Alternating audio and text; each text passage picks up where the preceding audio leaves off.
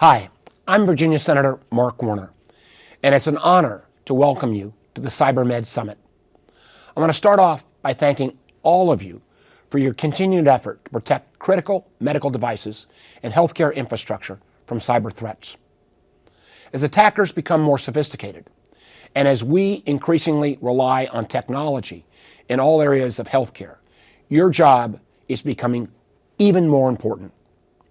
Unfortunately, when it comes to cyber attacks on our healthcare systems, the question is no longer a matter of if they will happen, but unfortunately, when they will happen.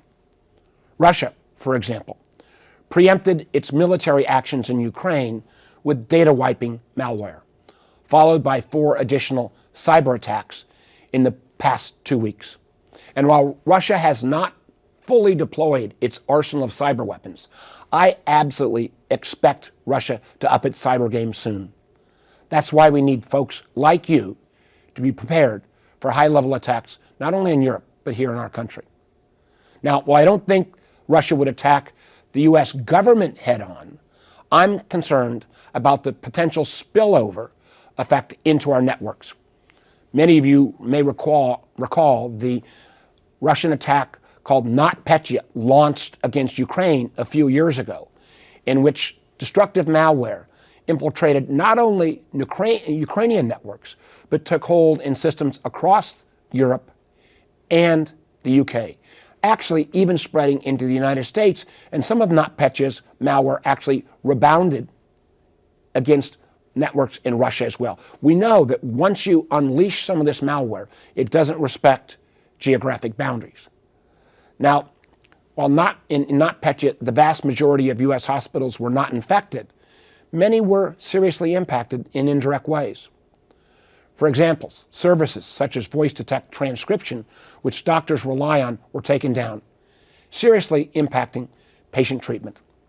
And that incident, NotPetya, is just one example of the critical threat facing America's healthcare infrastructure. I can assure you, we know Russia and other bad actors have got even more tools that they could launch.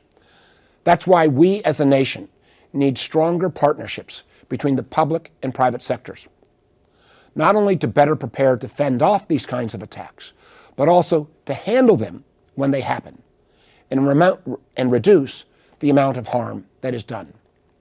Moving forward, I will try to continue to be a leader in the efforts to improve the resiliency of our private industries from cyber attacks.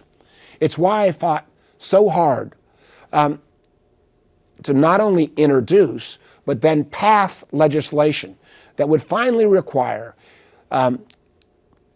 companies responsible for U.S. critical infrastructure to report cybersecurity incidents to the government on a regular basis. Unfortunately, literally only 30% of the cyber attacks are reported to the government.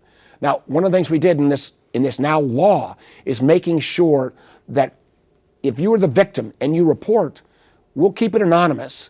We will even give you some limited immunity, but we've got to report to CISA so that information can be shared across the private sector. This is legislation that is long overdue. I'm glad it is now law, but I ask you to work with us to make sure that this critical bill is implemented in a timely manner, because it's crucial that the private sector businesses are deploying appropriate cybersecurity measures, and that when there are cybersecurity incidents or ransomware, that the government is actually informed, and so that we can be prepared to quickly stand back up these systems that may be taken down.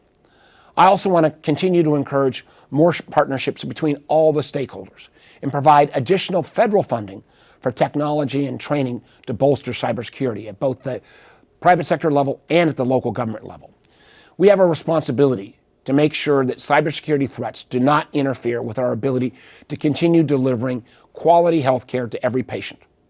That's why I'm so encouraged by your attendance and participation here to collectively improve cybersecurity in the healthcare industry at large. Now, I also want to say this is an area that I look forward to working with all of you. I'm working on right now comprehensive healthcare cybersecurity legislation, and I welcome your input real time to make sure we get this right and learn from the expertise in this room. Before I go, I want to thank the CyberMed Summit Board, especially my friends Bo Woods and Josh Corman, for hosting this important summit. Once again, thank all of you for being a part of this event, and thanks for all your efforts to protect our healthcare system, and by that, protect all of us. Thanks so much.